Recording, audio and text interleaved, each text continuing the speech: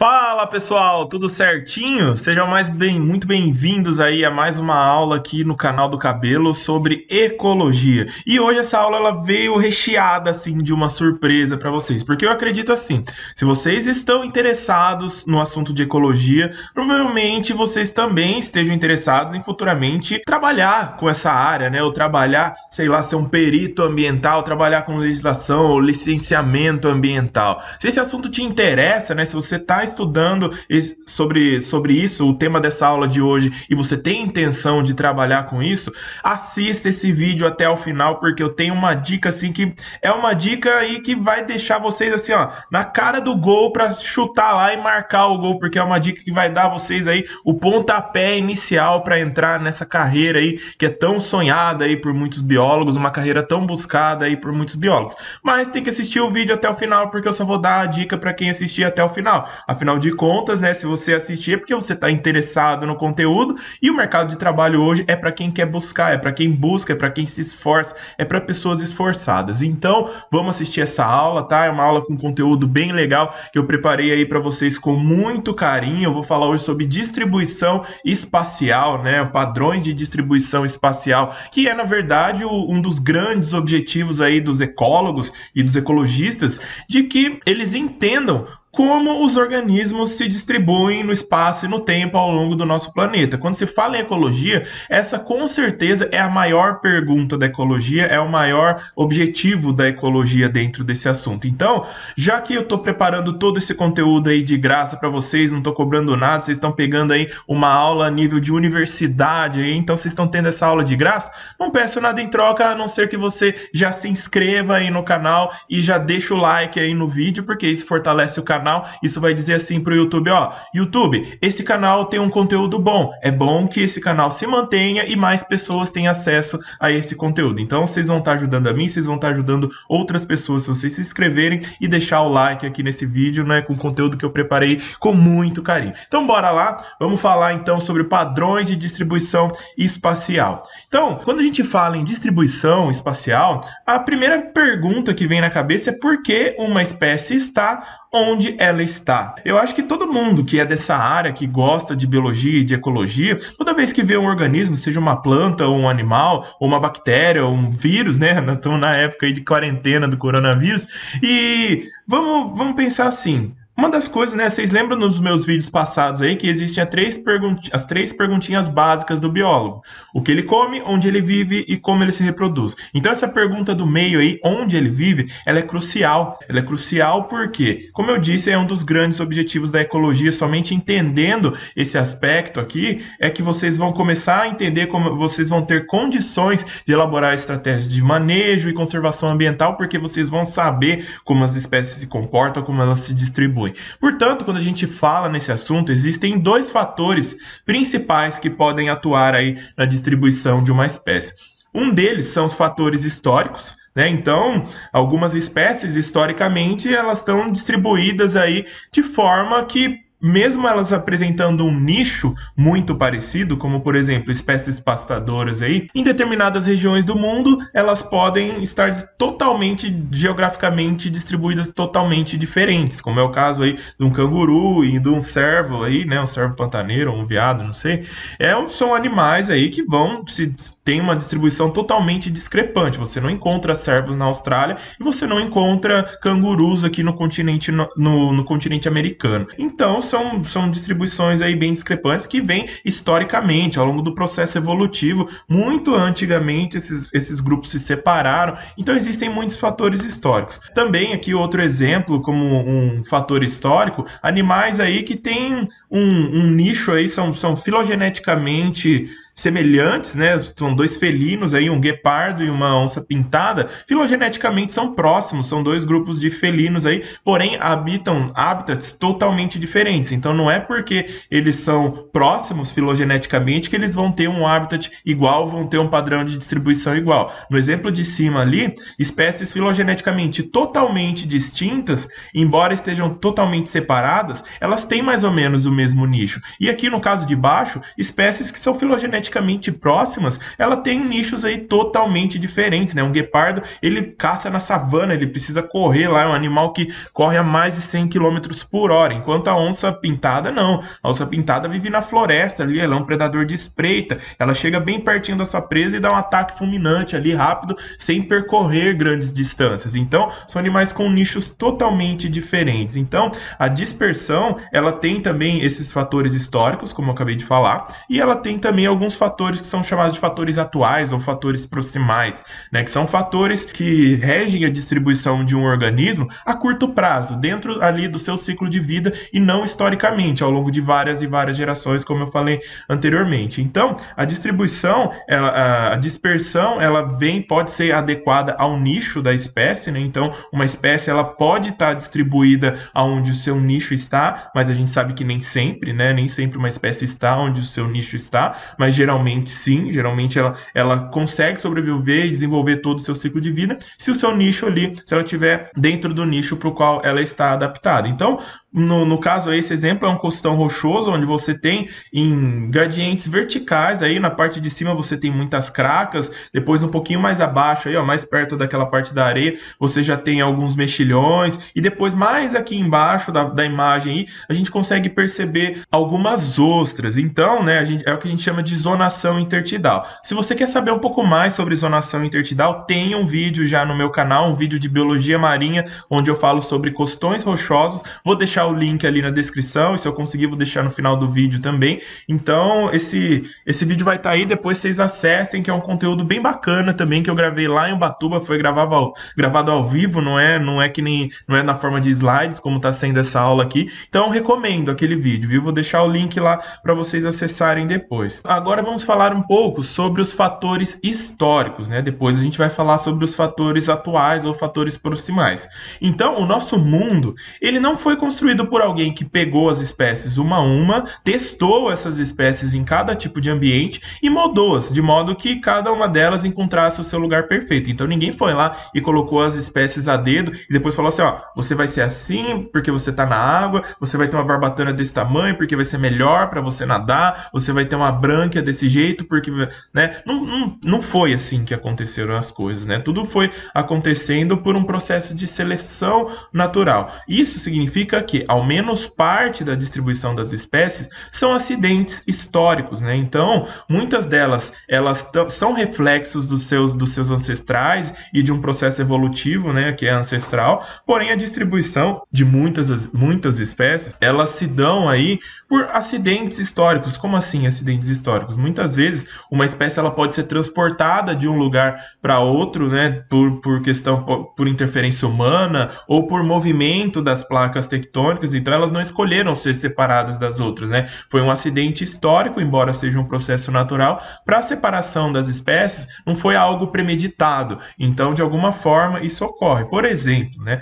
Eu dei essas três imagens aí, mostram aves ratitas, né? Para quem não sabe, os ratitas são os parentes aí, os avestruzes, emas, os kiwis e o casuar, como essa de baixo aí, da foto de baixo, são animais aí, são aves ratitas, né? São aves sem voo, né? Assim, elas não voam, elas caminham, correm, né? Tem cada um o seu estilo de vida aí. Porém, cada uma delas aí está em um continente diferente. Você tem os avestruzes na África, você tem a ema aqui no nosso continente e o casuar você tem lá na Austrália, né?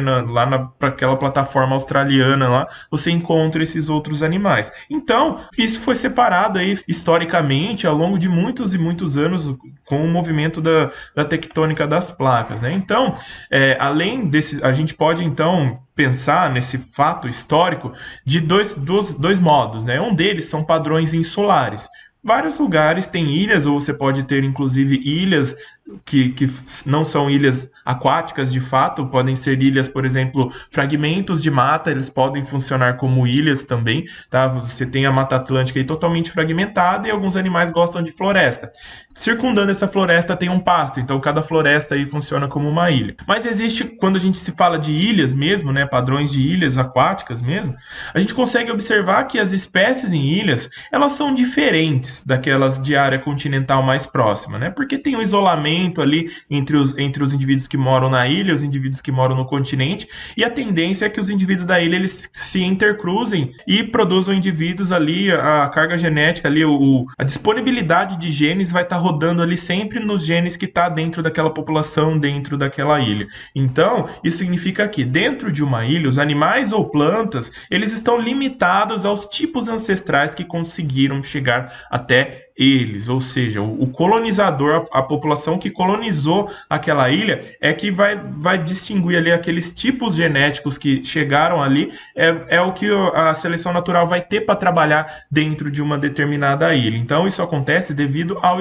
isolamento, e as taxas de mudança evolutiva elas podem ser rápidas, né? Porque você isolou uma população ali com muitas vezes um efeito fundador ali, ele aconteceu, e as espécies elas começam a se reproduzir entre si, e elas têm uma característica genética ali muito específica daquela região, então as mudanças, né, as mudanças evolutivas, elas podem acontecer de uma forma mais rápida. Então, tem um exemplo aqui da famosa jararaca, né? Se vocês se depararem com uma serpente em trabalho de campo aí, jararaca não se brinca. Jararaca, a maioria das serpentes, elas não vão gastar o veneninho delas com vocês, elas não vão te picar assim se elas não se sentirem estritamente ameaçadas. Jararacas são uma exceção, jararaca é um bicho do demônio, porque o bicho pica mesmo com menor estresse ali, ela já tá soltando e ela tá a fim de gastar o veneno dela com você, mesmo que ela não vá se alimentar de você, porque veneno ela tem de sobra, uma serpente aí extremamente perigosa. Então, a jararaca comum, a espécie Botrops jararaca, você encontra, né, em muitos locais aí na Mata Atlântica e no nosso país, está distribuída de uma forma bem ampla. Porém, em determinadas ilhas, se eu não me engano, na Ilha da Queimada Grande, eu acho que fica no litoral sul do estado de São Paulo, não sei exatamente onde fica essa ilha, mas você tem uma espécie que é popularmente conhecida como jararaca ilhoa. O nome científico é Botrops insularis. É uma espécie do mesmo gênero. Porém, análises moleculares já demonstraram que uma população ancestral de jararaca comum, elas conseguiram colonizar essa ilha. Não importa como elas foram levadas até a ilha. Tem várias maneiras de um organismo ser levado de um lugar para o outro, né? O importante é que elas colonizaram aquelas ilhas.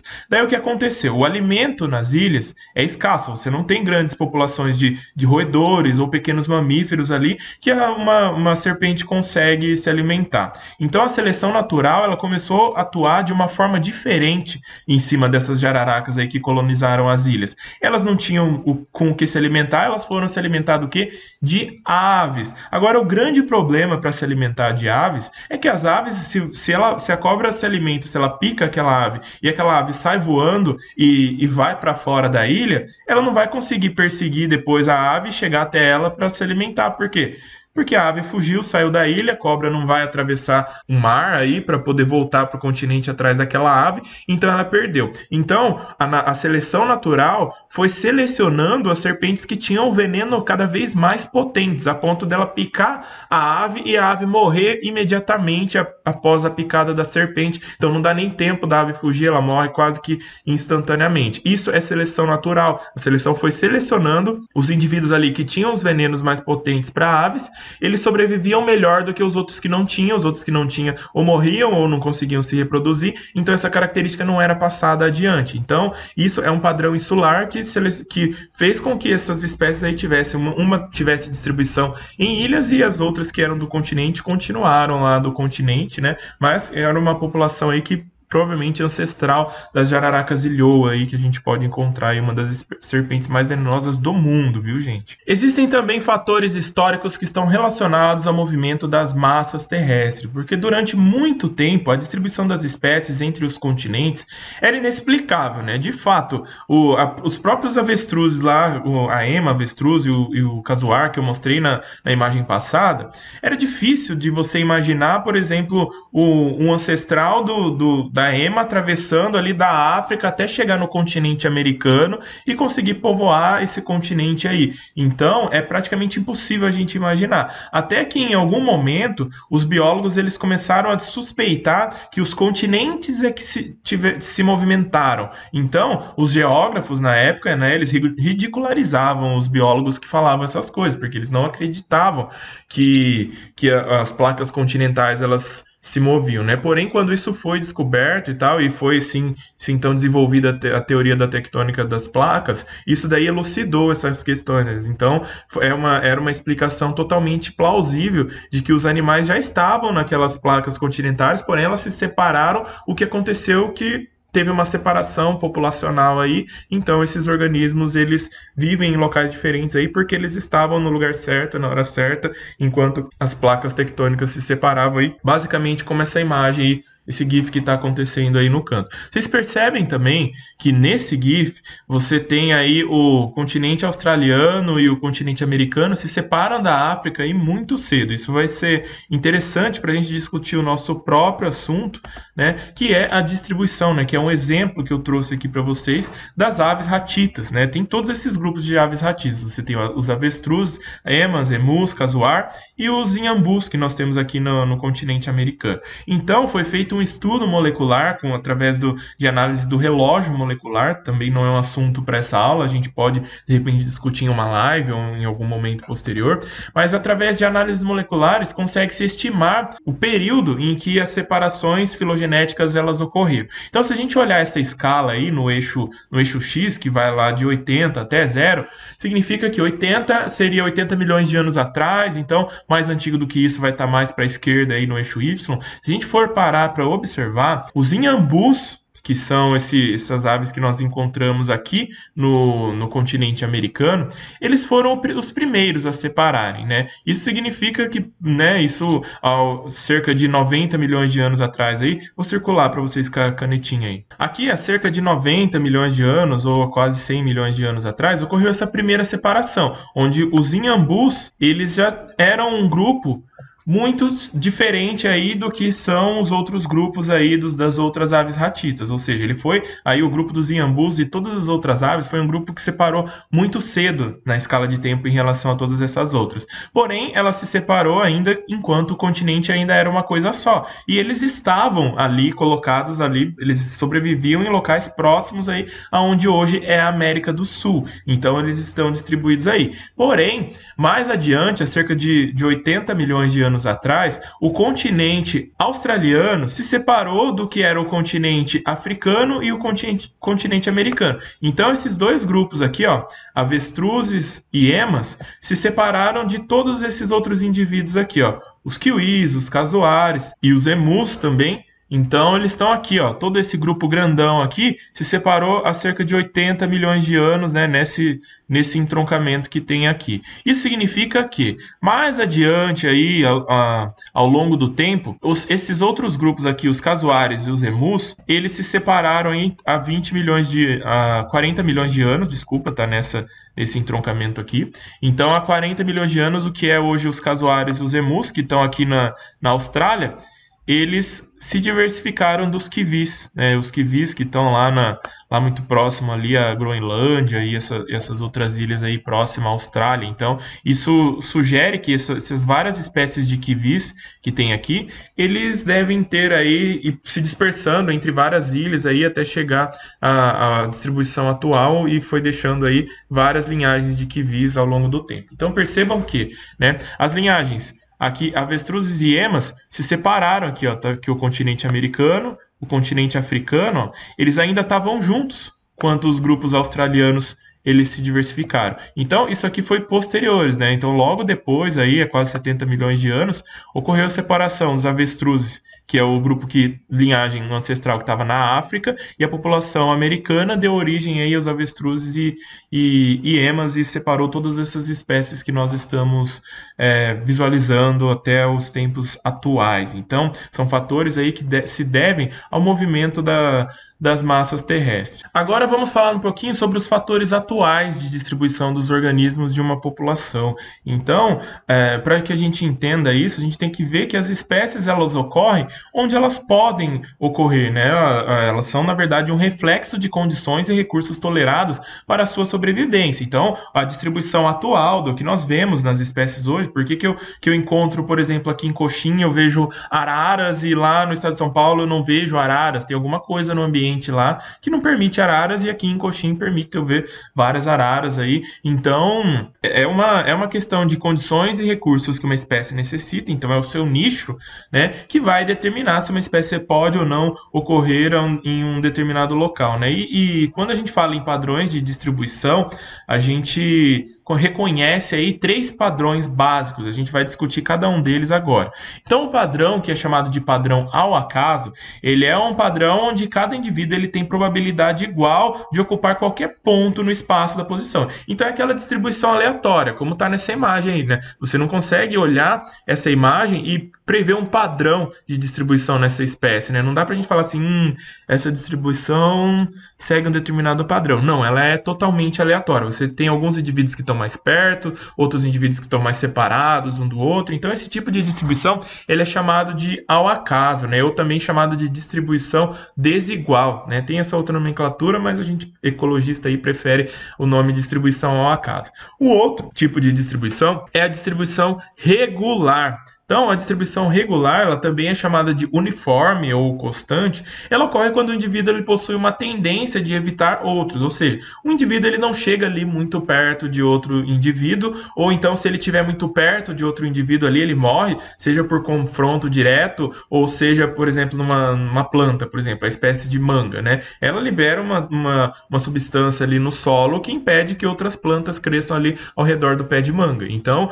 tem casos em que indivíduos próximos de outros indivíduos, eles acabam morrendo. O resultado disso é que eles estão espaçados aí de uma maneira mais ou menos uniforme. Todos eles têm mais ou menos uma distância entre eles, mais ou menos igual. Ó. Perceba aí ó, na imagem, cada indivíduo aí está mais ou menos a uma distância mais ou menos igual entre um e outro. Então, esse é um tipo de distribuição chamado de distribuição regular. E o outro tipo de distribuição é a distribuição agregada. Ela ocorre quando os indivíduos eles tendem a ser atraídos ou eles sobrevivem mais em locais que são particulares no ambiente. Então, são aquelas espécies que formam rebanhos, né, os rebanhos, ou cardumes, né? Cardumes eles estão sempre agregados ali, daí tem um espaço grande, aí você pode ter outro cardume. Então, são distribuições agregadas. São distribuições que eles se agregam, né? Porém, você pode ter vários agregados em uma mancha de hábitat. Então, eles tendem a serem atraídos um pelos outros, né? E seja quando a presença de um indivíduo atrai ou dá origem a outro. Por exemplo, alguns organismos que soltam pólipos, né? Por exemplo, que fazem reprodução por brotamento, esponjas, muitas plantas, alguns quinidários. Tá ali um indivíduo, daí brotou um indivíduo, caiu o indivíduo ali do lado, ele cresce ali do lado, e esses indivíduos eles vão brotando um do lado do outro. Então, quem faz reprodução por brotamento tende a ter uma distribuição agregada também. Isso significa, né, o resultado disso aí é que eles ficam muito mais próximos do que aqueles que se fosse esperado ao acaso, né? Aquela distribuição ao acaso pode ter grupinhos, mas aqui são grupinhos onde a gente vê nitidamente a formação de grupinhos. A gente percebe que não é acaso, né? Eles estão mais próximos daí do que se fosse uma distribuição aleatória propriamente dita. Então, a gente chega à conclusão que muitas espécies elas se distribuem aí de alguma forma, em pelo menos alguma escala espacial.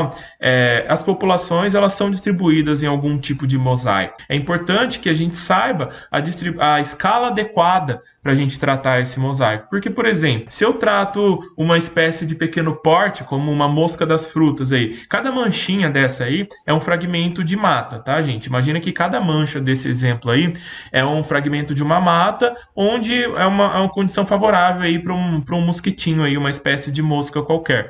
Então, percebam que aí está a setinha marcando tempo 1, tempo 2, tempo 3. Vamos imaginar que o tempo aí são várias escalas temporais. Isso significa que, vamos imaginar que cada tempo aí é um bimestre, né? Então, no primeiro bimestre, onde que a mosquinha estava? No mesmo fragmento. Daí passou lá outro bimestre, onde que a mosquinha estava? No mesmo fragmento. Passou outro bimestre, terceiro bimestre, onde que a mosquinha está? No mesmo fragmento. Então, essas espécies, elas são espécies que, por elas serem pequenas, né, elas vão estar distribuídas ali dentro do seu fragmento. Então, aquele fragmento, ele vai ser o local de distribuição da espécie, né? Se a gente for olhar naquele fragmento, né, olhar pro fragmento, pode ser que a espécie ela esteja distribuída de uma forma uniforme. Porém, se a gente olhar todos os fragmentos, vai parecer que as espécies estão distribuídas em mosaico. Quer outro exemplo, né? Afídeos. Afídeos são pulgões, são pequenos hemípteros aí que se alimentam de seiva de vegetal. Os afídeos, eles ficam nas folhas das plantas aí, eles ficam sugando a seiva. Se você olhar uma única folha, a folha, ela parece que você olha lá para a folha, você vai ver vários afídeos em uma folha só, porque eles são muito pequenos, e você vai olhar e falar assim, eles têm uma distribuição regular, né? Eles estão distribuídos de uma forma uniforme aí na folha. Porém, se você pega, ao invés de olhar para a folha, você olha a árvore, daí você vai imaginar assim, a árvore inteira, né? Daí cada folha vai ser um agregado de afrídeos. Então, se a escala for a árvore, aí você vai falar assim, não, essa espécie parece ter uma distribuição mais agregada, né? Porque cada folha você tem um grupinho ali de afídeos. Agora, se você olha para a floresta inteira, cada árvore ali vai estar distribuída de uma forma aleatória. Daí vai parecer que os afídeos estão distribuídos aí de uma forma aleatória. Então, o modo como você enxerga a distribuição de uma espécie vai depender da escala espacial que você está olhando, né? Mesma coisa aí com uma população de aves agora, o mesmo fragmento, tá? Então, uma espécie de pardal aí. Esse pardal, olha lá, no tempo 1, ele está nesse fragmento aqui de cima, ó. Primeiro bimestre aqui, o pardal está aqui nesse fragmento. Aí no segundo bimestre, ele já está em outro fragmento. No terceiro bimestre, olha aqui onde ele já está, em outro fragmento de mata. No quarto bimestre ele vai estar aqui nesse outro fragmento de mata.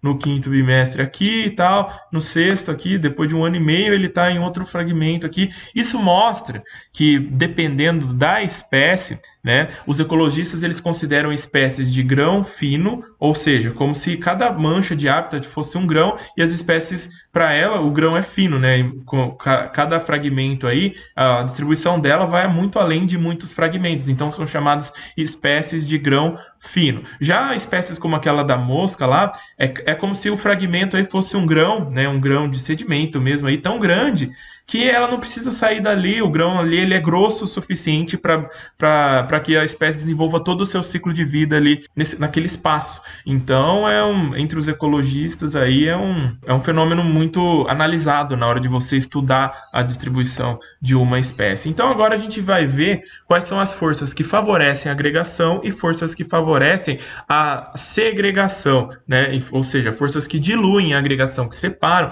os indivíduos que estão agregados. Primeiro, os recursos e condições favoráveis à reprodução e sobrevivência podem favorecer a agregação. Porque assim, se num lugar tem muito alimento ou tem um recurso muito favorável, muitos indivíduos da mesma espécie eles vão se acumular ali naquele local porque todos eles querem aqueles recursos e aquelas condições ambientais.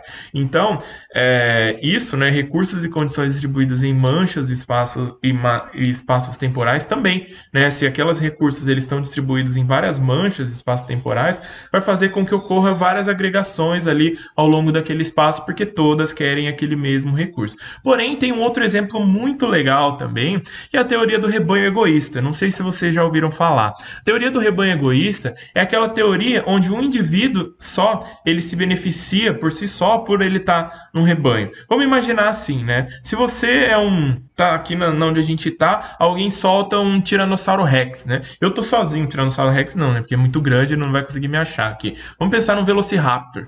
Alguém solta um Velociraptor aqui e eu tô sozinho aqui em casa. Atrás de quem que esse Velociraptor vai atrás? Vai atrás de mim, porque só tá eu aqui, só tem eu, sou a única presa em potencial ali pro Velociraptor. Agora, se eu tô no meio de uma multidão, então a chance, né, no meu caso aqui nesse exemplo, a chance do Velociraptor me escolher é de 100%, porque só tem eu, a única presa que o Velociraptor vai escolher sou eu, então é 100% de chance do Velociraptor me escolher como presa dele. Agora, e se eu tiver num agregado de outras pessoas, aí vamos supor que eu tô no meio de uma festa, né, onde tem lá 1000 pessoas naquela festa que eu tô, e daí alguém solta o Velociraptor lá na festa. Qual a chance do Velociraptor me predar?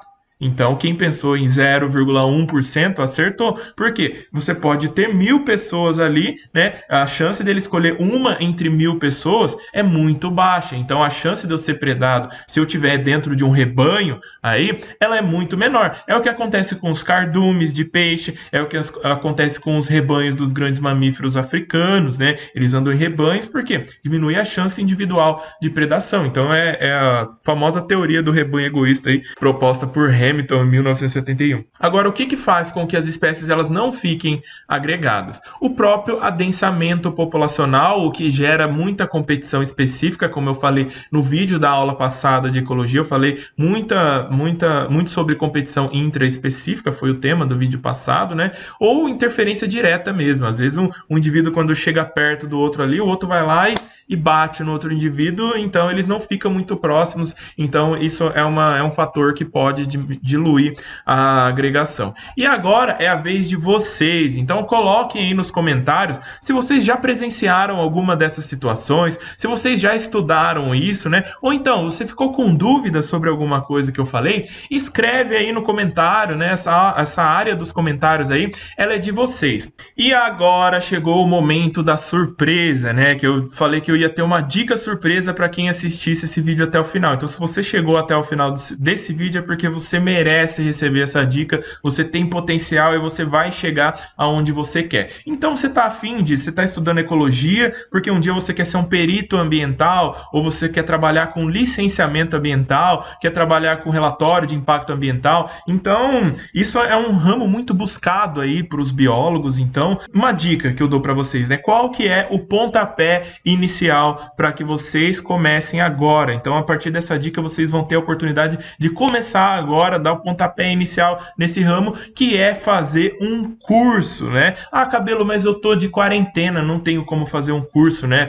Hoje é dia 29 de abril, então tá todo mundo de quarentena aí devido ao coronavírus. Tomara que vocês estejam assistindo aí, já tenha passado tudo isso. Mas enfim, hoje você tá de quarentena e você não tem como fazer curso? Tem como fazer curso sim. Eu vou deixar um link aí na descrição de 3 cursos que vão te ajudar a conseguir entrar nesse ramo do licenciamento ambiental ou ser um perito ambiental. Porque o que você precisa? Você precisa conhecer a biodiversidade, então tem um curso aí de identificação de plantas que, sinceramente, né, tá a preço de banana. Aliás, tá mais barato do que banana, porque eu paguei num cacho de banana esses dias R$5 e pouquinho, o curso está mais barato do que isso. Então é um curso totalmente online, que você não vai precisar sair de casa, não vai ter risco de contaminação e você vai precisar de horas complementares aí também, então é bom ir fazendo esses cursos. Você vai ter também um link aí, onde você vai ter acesso a um curso de legislação ambiental, que vai ajudar a vocês a entrarem no ramo de perícia ambiental, a entrarem no ramo de licenciamento ambiental, e também um terceiro link,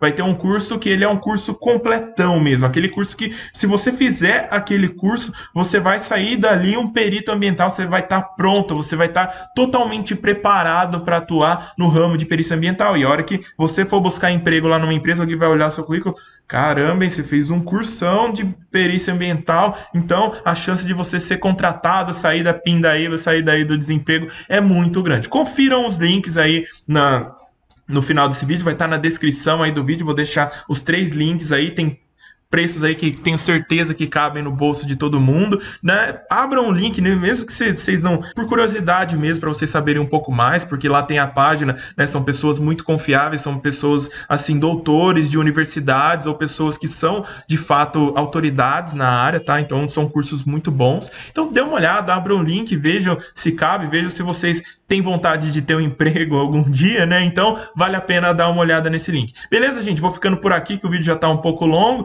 Um abraço para todo mundo e bons estudos!